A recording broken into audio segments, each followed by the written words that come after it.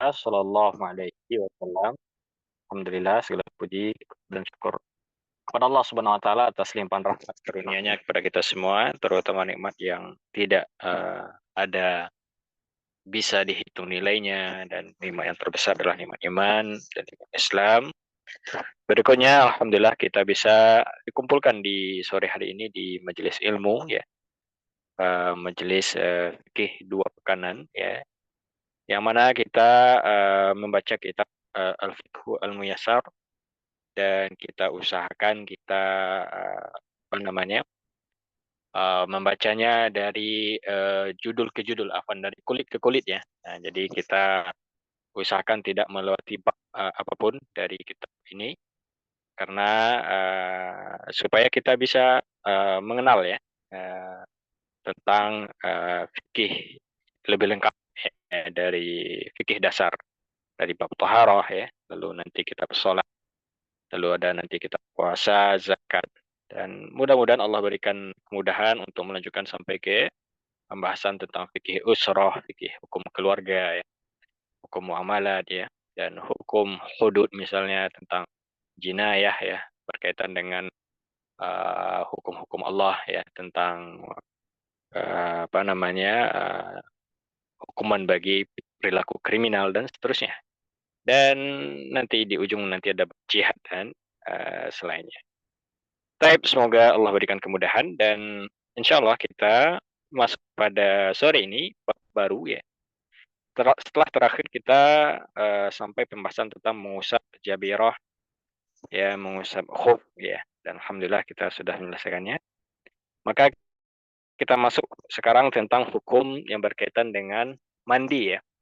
Jadi mandi, jadi setelah wudhu, lalu setelah wudhu disisipkan bab tentang mashul khuf, karena khuf itu digunakan atau dipakai ketika berwudhu. Setelah wudhu lalu mandi ya, karena dua hal inilah yang menjadikan seseorang tohir ya, bersuci.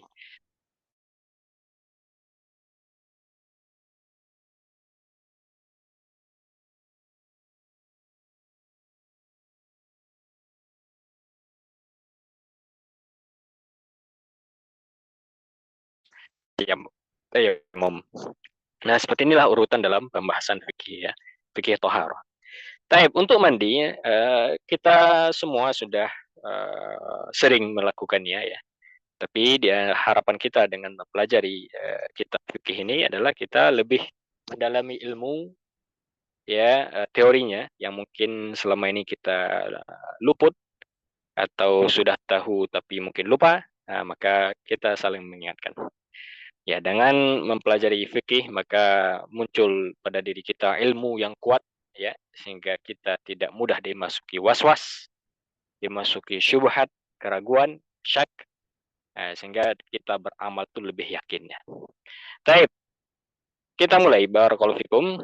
Di sini bab mandi atau bab yang ketujuh, hukum-hukum mandi, terdiri dari beberapa bagian. Bagian pertama disebutkan di sini makna mandi, hukum dan dalilnya. Ada tiga, ada makna mandi, hukum dan dalilnya. Baik, untuk mandi tentu maknanya tidak perlu kita sebutkan secara detail. Artinya mandi itu adalah membasuh seluruh tubuh secara sempurna ya. Ya, dalam bahasa Arab dinamakan al-ghuslu ya, al-ghuslu. Masdar dari ghusala ya, ghasala syai'a yaghsiluhu ghaslan wa ghuslan. Artinya membasuh seluruh tubuh secara sempurna. Ini mana secara bahasa. Yang kita inginkan mana secara syariatnya, secara hukum fikih, apa itu mandi yang dimaksudkan di sini adalah meratakan air ke seluruh tubuh ya, atau menggunakan air yang suci untuk sekujur tubuh dengan tata cara khusus sebagai bentuk ibadah kepada Allah Subhanahu wa taala.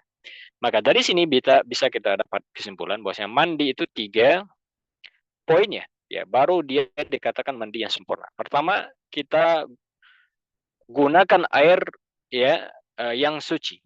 Ya, jadi air itu harus air yang suci. Berarti tidak boleh air yang bernajis dan yang selainnya. Ke seluruh tubuh ini yang kedua. Berarti harus mencurahkan air, membasahkan air ke sekujur tubuh dengan tata cara khusus.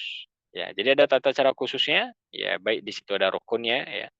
atau lengkapnya sebagai bentuk ibadah kepada Allah Subhanahu wa taala, taqarruban lillah. Jadi harus ada taqarrubnya, harus ada niat menyertainya. Nah, maka nanti kita akan bahas apa saja syarat sehingga mandi kita itu dikatakan sah.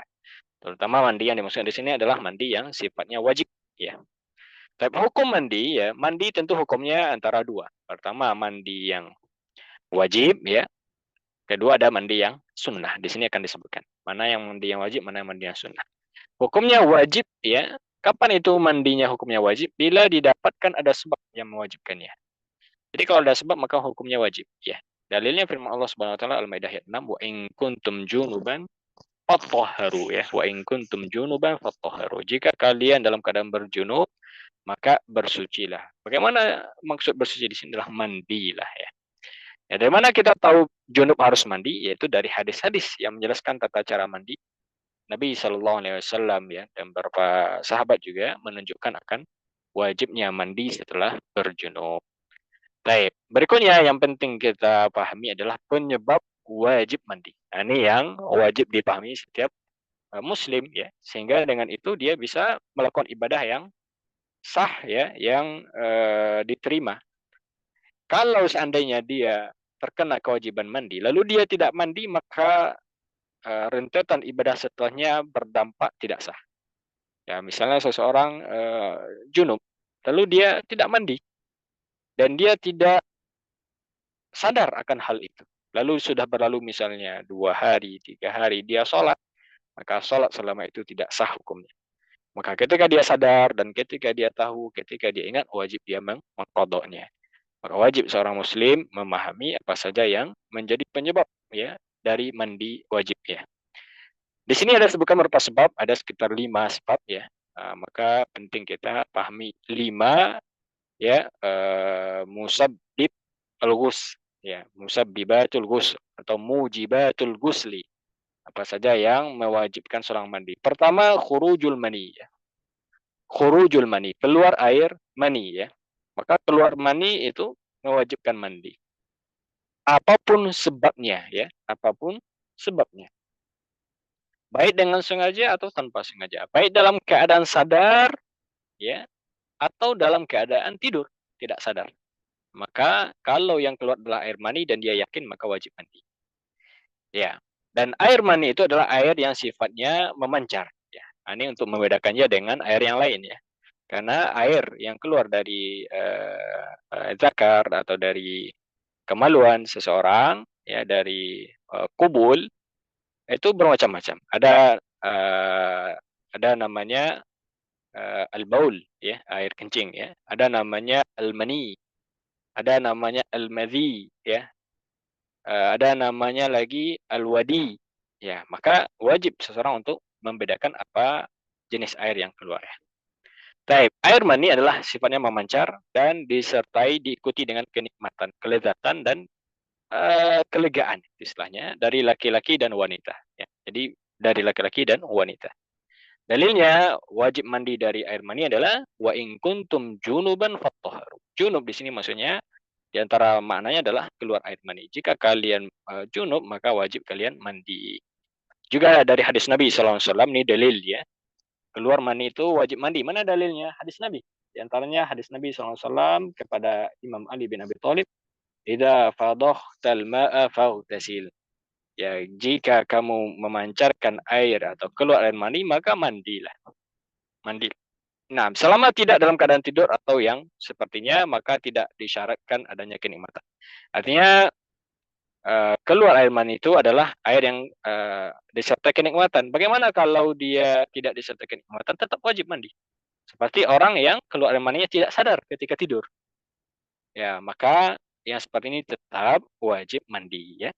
Sebenarnya dalilnya dari seseorang, ya, bertanya kepada Nabi SAW, hal 'alal mar'ati ghuslun idza ihtalamat? Qala na'am idza ra'atil ma'. Apakah wanita harus mandi bila dia bermimpi? Nabi SAW menjawab, iya, bila dia melihat air maninya. Dan ini adalah perkara ijma' ulama.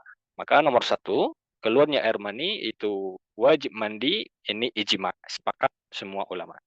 Sebab yang kedua adalah dukhul hasyafah ya, masuknya kepala kemaluan laki-laki, ya, baik seluruhnya, ya, atau sebagiannya, atau sedikit saja. Yang penting ada dukhul ya ke dalam kemaluan wanita, maka seperti ini wajib mandi. Meskipun tidak ada keluar air mani.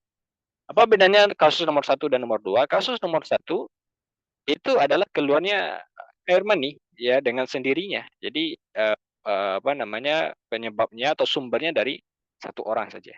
Kalau sebab yang kedua ini adalah perlakuan dari dua orang, itu suami dan istri ya ketika sudah ada dari kemaluannya yang bersentuhan maka wajib mandi meskipun tidak ada inzal ya.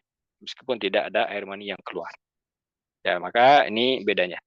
Dalilnya hadis Nabi sallallahu alaihi wasallam, "Idza jalasa baina syu'abihal arba'ah wa massal khitanul khitan wajabal ghusl." Lihat, di sini dipakai lafaz massal khitan, artinya bersentuhan antara kemaluan dengan kemaluan. Tidak mesti dia harus masuk, yang penting sudah bersentuhan tanpa ada penghalang maka wajib mandi. Bila suami duduk di antara 4 cabangnya istri, artinya di posisinya dan kemaluannya telah menyentuh kemaluannya maka wajib mandi. Baik, ini sudah sama-sama kita paham. Nah, tapi tidak wajib mandi dalam kondisi ini kecuali atas anak laki-laki berumur 10 tahun ke atas dan anak perempuan berusia 9 tahun ke atas. Karena di sini adalah batas usia seseorang dianggap sudah memiliki syahwat ya dan bisa menikah ya, bisa menikah. Ya, 10 tahun dan 9 tahun ke atas.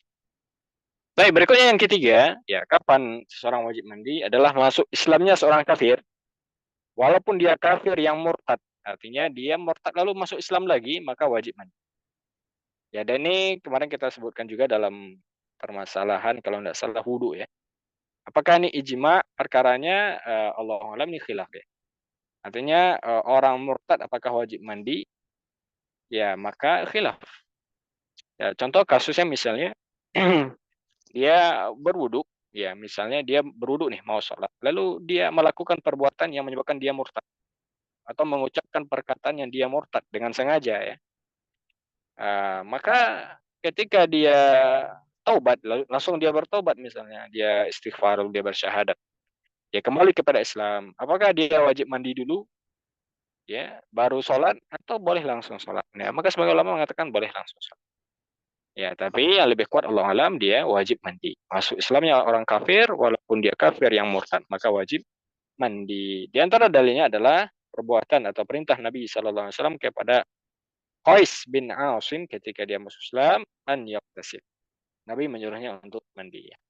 Ya, maka ini sebab yang ketiga, ini Islamnya seorang kafir. Sebab yang keempat adalah berhentinya haid dan nifas ini bagi wanita. Ya, ini sudah sama-sama kita pahami wajib mandi. Seorang wanita kalau sudah berhenti dari haid dan nifas wajib mandi baru dia boleh melakukan ibadah ya. Berdasarkan hadis Aisyah, Nabi SAW bersabda kepada Fatimah binti Abi Hubaish, "Idza aqbalatil haidatu fada'is shalah." Kalau haid datang, tinggalkanlah sholat.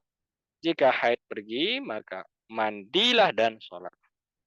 Maka wajib seseorang wanita ketika dia memastikan haidnya berhenti untuk langsung mandi supaya dia bisa ibadah setelahnya. Ya, maka ini yang perlu kita jadikan bahan perhatian terutama bagi wanita ya atau bagi suami yang sudah memahami hukumnya untuk mengingatkan para istri misalnya.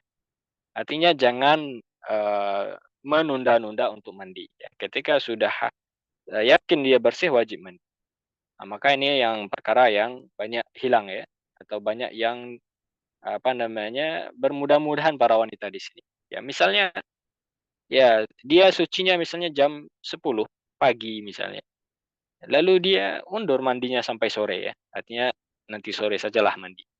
Sehingga dengan itu dia melewati sholat zuhur, sholat asar ya. Ya, nanti harapannya mulai sholat maghrib saja. Nah, karena kebiasaannya mandi itu kan sore ya. Maka seperti ini dia berdosa dan masuk ke dalam apa namanya perkara mutahawin bis sholah ya. Artinya bermudah-mudahan dalam perkara sholat. Ya, maka ini wajib dijadikan bahan perhatian ya. Maka bagi para suami mengingatkan istrinya, artinya jangan sampai meninggalkan sholat gara-gara mengundur-ngundur perkara mandi.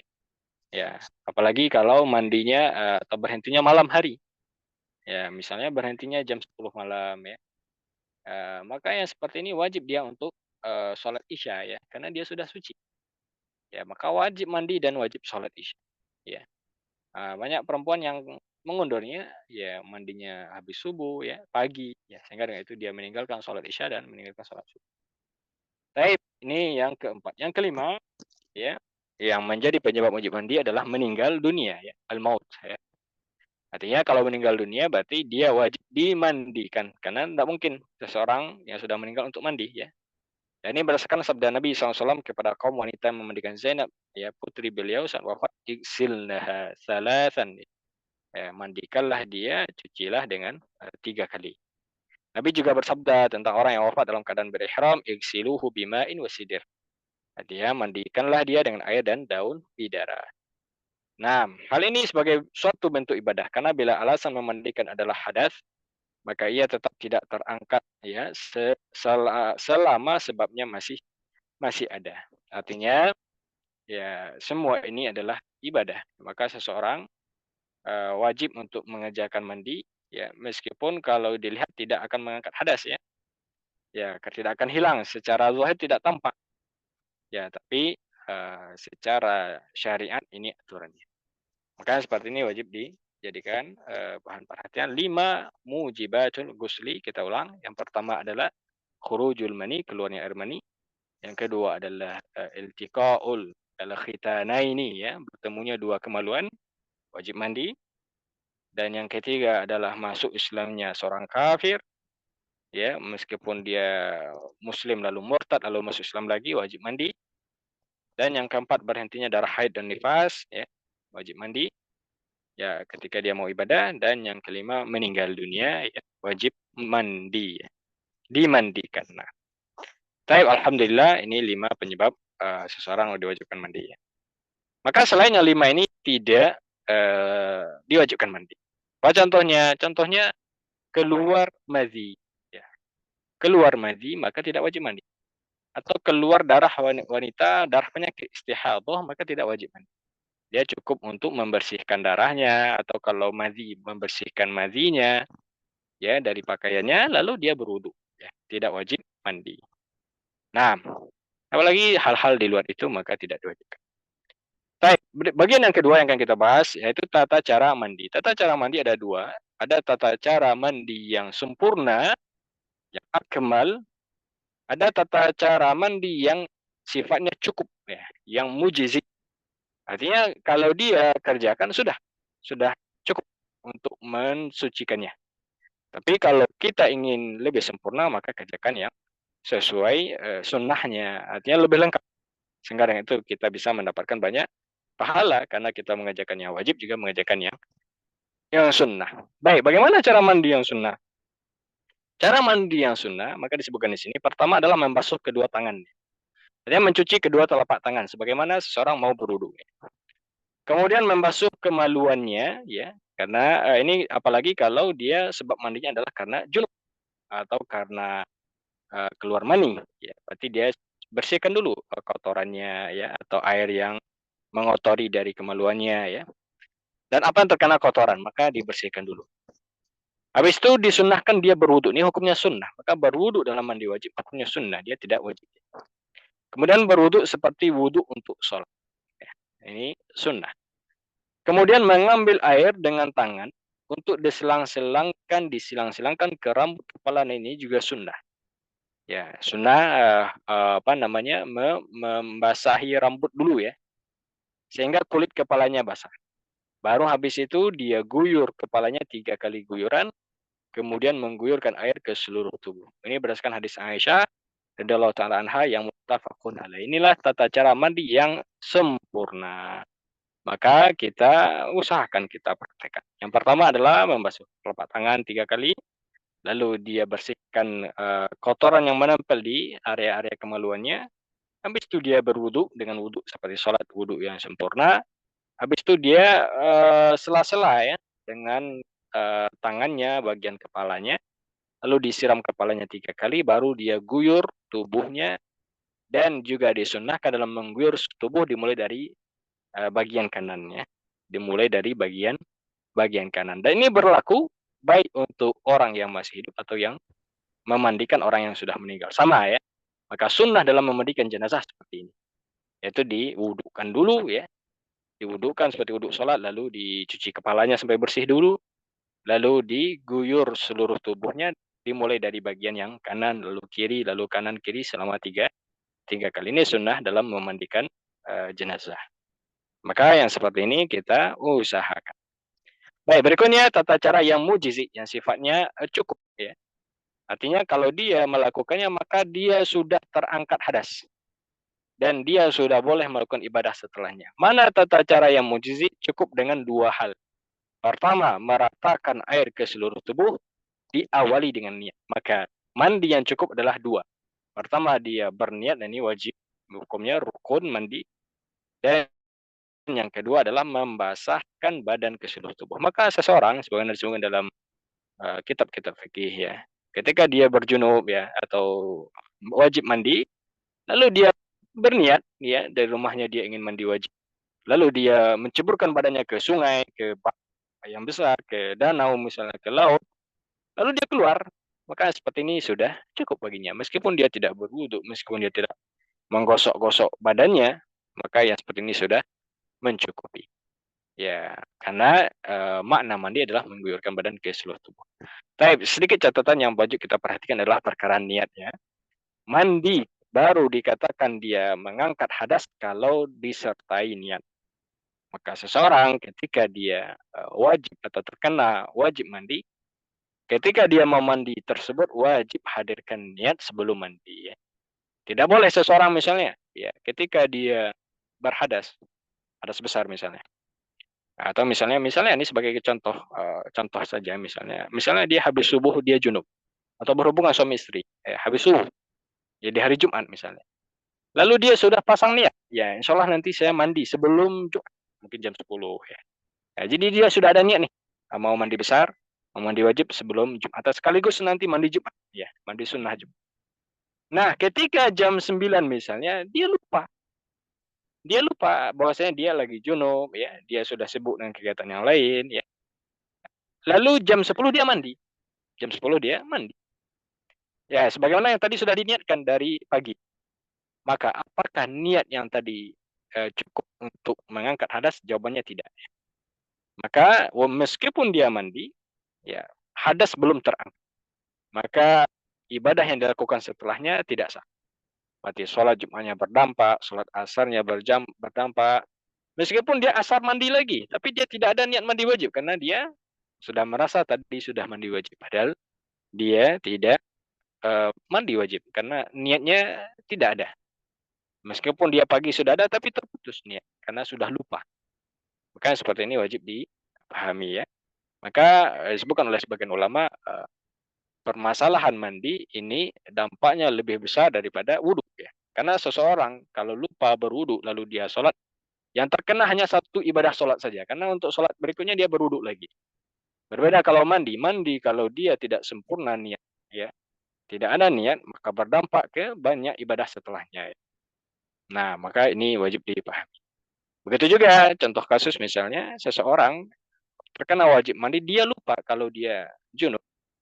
Lalu dia sholat, ya dia wudhu, dia sholat dengan anggapan dia suci.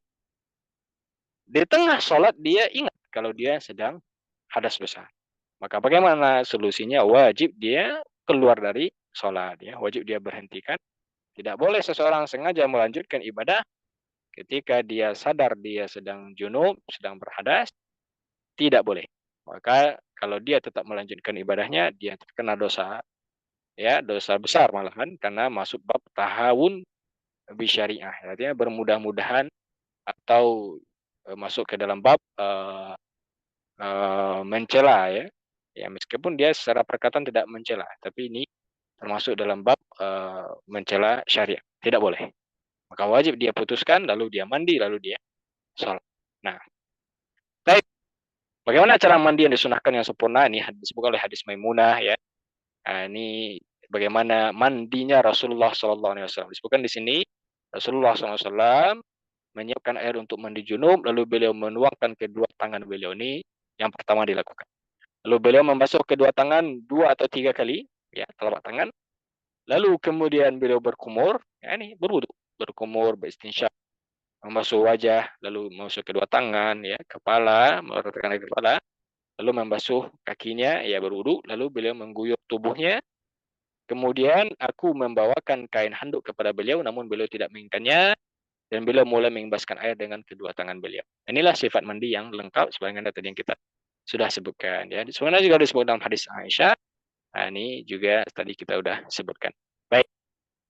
Berikutnya mandi yang sunnah. Berarti kita sudah memahami mandi yang wajib dari maknanya, dari apa saja yang mewajibkan, lalu bagaimana mandi yang sempurna itu seperti apa, ya. Alhamdulillah kita sudah memahami. Baik, mandi yang sunnah itu ada banyak jenisnya. Yang pertama adalah mandi pada setiap selesai bersenggama. Ini mandi yang sunnah. Apa maksud mandi yang sunnah? Artinya dia disunnahkan mandi, ya. Jadi mandi itu ada 3, ya. Ada mandi yang wajib, ada mandi yang sunnah, ada mandi yang mubah. Ya. Mubah. Mubah itu berarti dia hukum asalnya tidak ada pahala. Kalau sunnah dia ada pahala. Artinya kalau dia kerjakan dia dapat pahala. Ya, di antara contoh mandi sunnah adalah mandi ketika ingin mengulangi berhubungan, ya. Maka seorang selesai berhubungan lalu dia ingin mengulangi lagi, maka disunnahkan mandi. Dia tidak wajib, tapi sunnah. Minimal berwudu, ya. Berdasarkan hadis dari Abu Rafi bahwa Nabi SAW pernah suatu malam mandi di rumah salah seorang istri beliau dan di rumah istri beliau yang lain. Abu Rafi berkata, "Ya Rasulullah, ala taj'aluhu wahidan?" Tidak cukupkah satu kali mandi saja? Oh, hadza azka wa atyab wa athhar. Tidak, kata Nabi, ini lebih bersih, lebih baik dan lebih suci. Baik, yang kedua di antara contoh mandi sunnah adalah mandi di hari Jumat. Dan ini jumhur ulama hukumnya sunnah. Meskipun ada sebagian mengatakan hukumnya wajib, ya, ini khilaf. Artinya kalau kita mendapati hal yang seperti ini, maka bagaimana keluar dari khilaf itu lebih dianjurkan.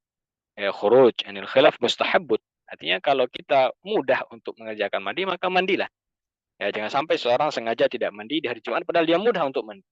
Jadi dia memungkinkan untuk mandi. Karena ada sebagian ulama mengatakan hukumnya wajib. Kenapa? Karena lafaz dalam hadis itu pakai fil amar, ya. Nabi SAW mengatakan idza jaa ahadukumul jumu'ah falyagtasil. Kalau kalian mendapati hari Jumat, maka mandilah. Ya, falyagtasil ini menunjukkan sigatul amri. Maka yang seperti ini, ya, diusahakan.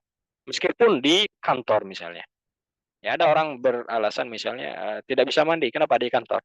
Ya, kalau di kantor memang tidak mungkin mandi, ya tidak masalah. Tapi kalau misalnya dia memungkinkan untuk mandi, ya, diizinkan untuk mandi, atau dia punya ruangan kamar mandi sendiri misalnya, maka diusahakan karena itu tadi, ya. Karena ada sebagian yang mengatakan hukumnya wajib. Ya, dan kalau sunnah maka mandi ini adalah mandi sunnah yang paling ditekankan, ya. Mandi sunnah Jumat. Yang tahu contoh mandi sunnah yang ketiga adalah mandi Aidaini, ya. Ghuslun al-Aidaini. Itu mandi di sholat di 2 hari raya, ini juga sunnah.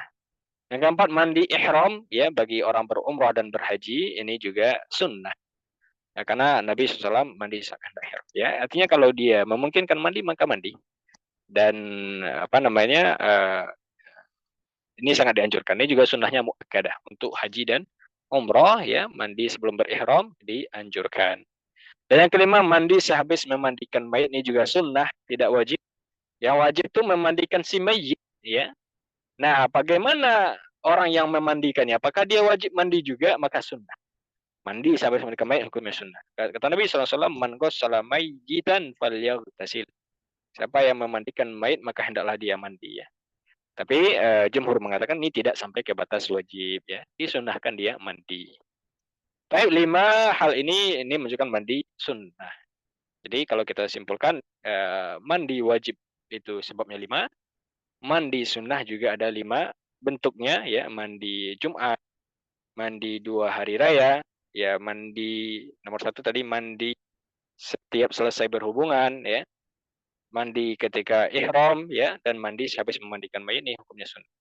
Berarti keluar dari yang 5 ini maka masuk ke hukum ketiga mubah. Apa contoh mandi mubah? Ya, mandi harian, ya seorang mandi setiap pagi, mandi setiap sore, mandi habis keringat, mandi sepulang kerja, maka ini hukumnya mubah. Dan kita sudah tahu mubah itu bisa dijadikan ibadah disertai dengan niat. Nah, seorang ketika dia mandi, kalau dia disertai dengan niat tatahur, niat untuk berwangi-wangian, niat untuk menyenangkan ya suami atau istri, maka seperti ini mendapat pahala di sisi Allah Subhanahu wa taala. Baik, alhamdulillah. Bagian yang keempat, ini juga hal yang penting diketahui seorang muslim ketika dia terkena wajib mandi, ya. Dari yang 5 tadi berarti, atau bahasa lainnya, ketika dia sedang berhadas besar, apa hal yang dilarang? Apa hal yang harus ditinggalkan, tidak boleh dilakukan? Maka ini wajib dipahami. Hukum-hukum yang diakibatkan oleh orang yang wajib mandi. Baik, hukum yang diakibatkan atas hal tersebut bisa diuraikan secara global sebagai berikut. Baik, jadi ini perkara yang tidak boleh dilakukan seseorang ketika berhadas besar. Ya, kemarin kita udah bahas hal-hal yang dilarang seorang ketika berhadas kecil. Dan ada perbedaan antara larangan hadas besar dan hadas kecil. Baik, larangan yang pertama, tidak boleh al-mukthu fil masjid. Tidak boleh berdiam diri di masjid kecuali hanya melintas. Ya, ini yang pertama. Berarti hadas besar tidak boleh berdiam lama di masjid, ya. Tidak boleh duduk di masjid kecuali hanya melintas saja. Ya, dalilnya firman Allah Subhanahu wa taala, "Wala junuban illa 'abiri sabilin hatta taghtasilu." Ya, jangan pula menghampiri masjid sedang kalian dalam keadaan junub, wala junuban illa 'abiri sabilin, kecuali sekedar berlalu saja. Artinya kalau memang ada hajat, misalnya dia mengambil sesuatu barangnya dalam masjid, ya, atau misalnya dia menjumpai seseorang dalam masjid lalu dia keluar segera, maka ini boleh, ya. Hingga kalian mandi. Maka ini yang menjadi pendapat mayoritas ulama, ya, terutama ulama mazhab yang empat, ini melarang seseorang ketika berhadas besar untuk duduk di masjid. Ya, untuk duduk di masjid termasuk dengan niat apapun, misalnya untuk arisan, rapat atau yang lainnya bagi wanita, ya, ketika haid, ya, bahkan untuk kajian ilmu, maka sebagian juga mayoritas ulama tidak membolehkan. Ada sebagian yang memberikan keringanan, yaitu boleh dengan syarat, ya. Di antara syaratnya dia berwudu. Ya, padahal dia tidak sah berwudu, ya, dia berhadas besar. Ya, wudu pun tidak akan mengangkat hadas besar. Tapi kalau ingin duduk di masjid, maka berwudu dulu. Maka di sini disebutkan bila dia sudah berwudu, maka boleh berdiam diri di masjid. Karena hal ini diriwayatkan secara sahih dari beberapa sahabat di zaman Rasulullah SAW. Dan karena wudu meringankan hadas dan wudu adalah salah satu dari dua cara bersuci. Makanya seperti ini, ya, kalau kita mengambil pendapat yang lebih ringan, maka silahkan, tapi ya penuhi syaratnya. Pertama, dia berwudu, dan yang kedua memastikan tidak mengotori masjid. Nah, ini bagi wanita, memastikan tidak mengotori masjid. Ya, ini pendapat yang kita katakan khilaf, ya, artinya ada khilaf ulama di sini, tapi kalau ingin ikut pendapat jumhur, mayoritas ulama mazhab yang empat itu mengatakan tidak boleh. Yang boleh hanya sebagaimana dalam nas, dalam ayat, hanya untuk melintas saja. Baik. Yang kedua, hal yang dilarang bagi orang yang berhadas besar, tidak boleh menyentuh mushaf. Ya, dan ini haram mutlaqan, ya. Karena hadas kecil juga dilarang, apalagi hadas besar. Maka seorang yang berhadas besar, junub kah, haid kah, wanita, maka dilarang menyentuh mushaf Al-Quran dengan tangannya tanpa ada penghalangnya. Dalilnya firman Allah Subhanahu wa taala, dan ini kita sudah sempat bahas, la yamassuhu ilal mutahharun. Tidak ada yang menyentuhnya kecuali orang-orang yang disucikan, ya. Dan juga hadis Nabi SAW, la yamassul mushafa illa tahir.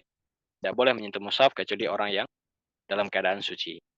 Ya, maka menyentuh mushaf tidak dibolehkan. Sebagian memberikan keringanan untuk membaca, ya. Kalau membaca Al-Quran tanpa menyentuh mushaf, maka sebagian membolehkannya. Terutama kalau dia memang untuk memurojaah hafalannya. Ya, untuk memurojaah hafalannya. Tapi ini bagi yang sifatnya lama, ya. Artinya dia hadas besarnya lama seperti wanita yang haid, ya. wanita haid atau wanita nifas itu lama, dia butuh berhari-hari untuk suci, maka untuk membaca Al-Quran sebagai memberikan keringanan, untuk memurojaah hafalan.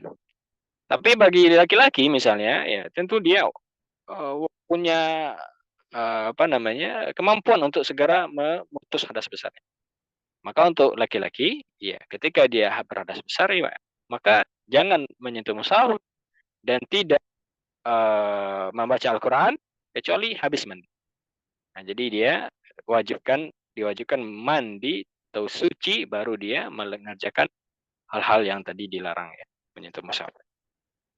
Termasuk membaca Al-Quran, ya, termasuk berzikir, ya. Disebutkan dalam Nabi SAW, inni karihtu an adzkurallaha illa ala tuhrin. Aku tidak suka, ya. Artinya tidak suka di sini dia karih itu artinya benci, ya. Berzikir kepada Allah kecuali dalam keadaan aku suci, kata Nabi SAW. Ya, maka Al-Quran adalah bagian dari zikir. Maka untuk berzikir saja itu Nabi membenci kecuali dalam keadaan suci. Ya, apalagi untuk membaca Al-Quran. Baik, yang ketiga, tidak boleh membaca Al-Quran. Ini yang tadi kita sebutkan. Maka orang junub tidak boleh membaca sedikit pun dari Al-Quran sampai dia mandi. Junub, ya. Karena junub dia mudah untuk diputuskan, ya, cepat sifatnya. Sampai dia mandi, tidak butuh waktu yang lama. Berdasarkan hadis Ali, ya, dia berkata, kana alaihi salatu wassalam la yamna'uhu min qira'atil Qur'an syai'un illal janab. Nabi SAW tidak ada yang menghalanginya dari membaca Al-Quran kecuali junub. Ya, maka dan karena di dalam tindakan melarangnya untuk membaca Al-Quran terkandung dorongan baginya untuk segera mandi.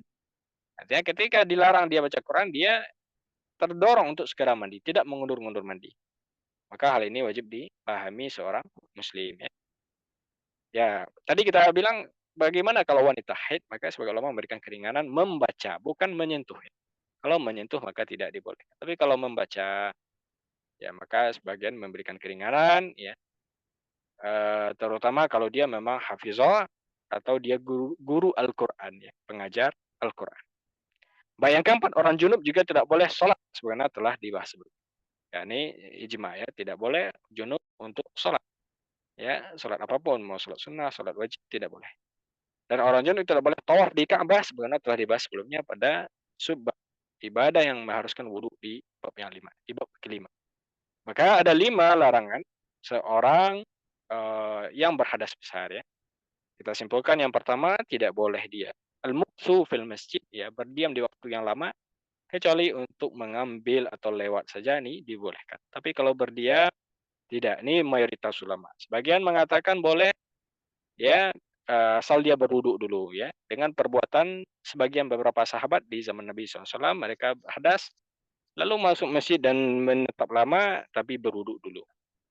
Yang kedua, tidak boleh menyentuh mushaf, ya. Tidak boleh menyentuh mushaf, ini haram, ya, dan ini ijma, ya, kesepakatan ulama, ya, untuk berhadas besar, ya.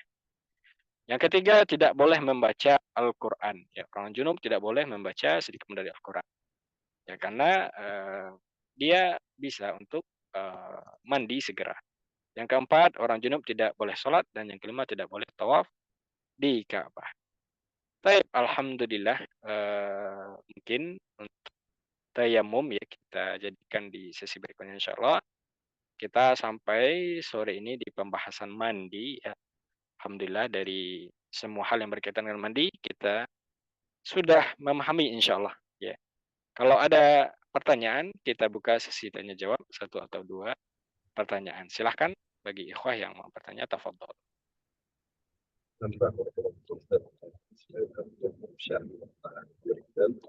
Pada para jamaah kajian setelah penyakit bertanya dari anak tersebut. Baik, Ustaz Gani, tafadhol, tapi suara antum agak kurang jelas, coba dikondisikan. Kok suaranya tidak terdengar malah. Nah, artinya Sekarang udah jelas? Sekarang sudah jelas. Untuk mandi Jumat, itu apakah seseorang harus mandi persis sebelum berangkat sholat Jumat atau boleh dari paginya? Karena untuk orang-orang yang bekerja itu kan agak sulit ketika Betul. dia memaksakan mandi. Demikian, Ustaz, barakallahu fikum. Waalaikumsalam warahmatullahi wabarakatuh. Nah, apakah mandi Jumat, kapan dimulai waktu mandi Jumatnya? Dan ini ada khilaf ulama. Sebagian mengatakan batas mulai waktu mandi Jumat itu adalah awal masuk hari Jumat. Berarti sejak kapan antum boleh mandi? Sejak terbenam matahari Kamisnya ya. Sejak terbenam karena sudah masuk hari Jumat. Pendapat kedua boleh dari paginya. Boleh dari paginya. Ya, maka ini pendapat yang lebih kita meringankan untuk kita. Apalagi kalau kondisinya memang kita ke kantor ya. Maka supaya antum tetap dapat sunnahnya ketika kita mau keluar misalnya, maka mandi. Dan niatkan mandinya mandi Jumat. Maka insya Allah mendapat pahala mandi Jumat. Dan pendapat ketiga memang mengatakan waktunya itu adalah sebelum sholat Jumat. Ya. Artinya dia mandi memang ingin pergi sholat Jumat. Dan tentu ini yang lebih afdol, ini yang lebih utama. Dan ada pendapat yang keempat, mandi Jumat adalah mandi yang dilakukan selama hari Jumat itu ada. Berarti apa? Antum boleh mandi setelah Jumat. Ya, artinya selagi hari itu hari Jumat, berarti masih ada namanya mandi Jumat. Mandi Jumat. Berarti ini lebih longgar pendapatnya ya. Berarti kalaupun misalnya pagi tidak sempat mandi, maka sorenya pulang kerja mandi niatkan mandi. Nah, ya, malah yudrkulhu la yutrajulluh ya. Artinya kalaupun tidak dapat sebagian jangan ditinggalkan juga. Ya, tapi tentu mana yang lebih dekat itu yang lebih baik insyaallah. Baik. Barakallahu fiik Ustaz. Sudah dipahami? Baik, alhamdulillah dipahami Ustaz. Nah, Untuk peserta yang lain yang ingin bertanya, silakan present atau langsung opening. Tafadhol yang mau bertanya.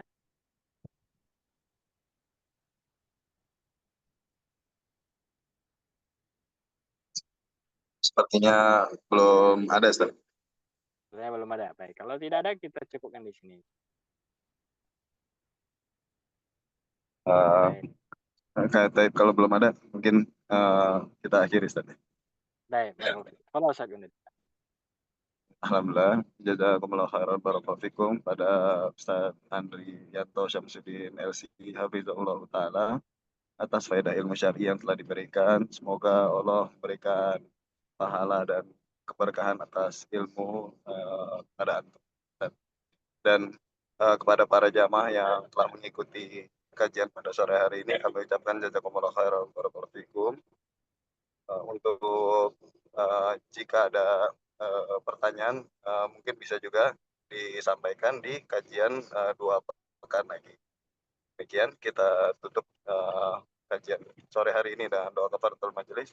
Subhanallahumma wa bihamdika asyhadu an la ilaha illa anta astaghfiruka. Assalamualaikum warahmatullahi wabarakatuh. Waalaikumsalam warahmatullahi wabarakatuh. Jazakumullah khairan Ustaz. Waalaikumsalam warahmatullahi wabarakatuh.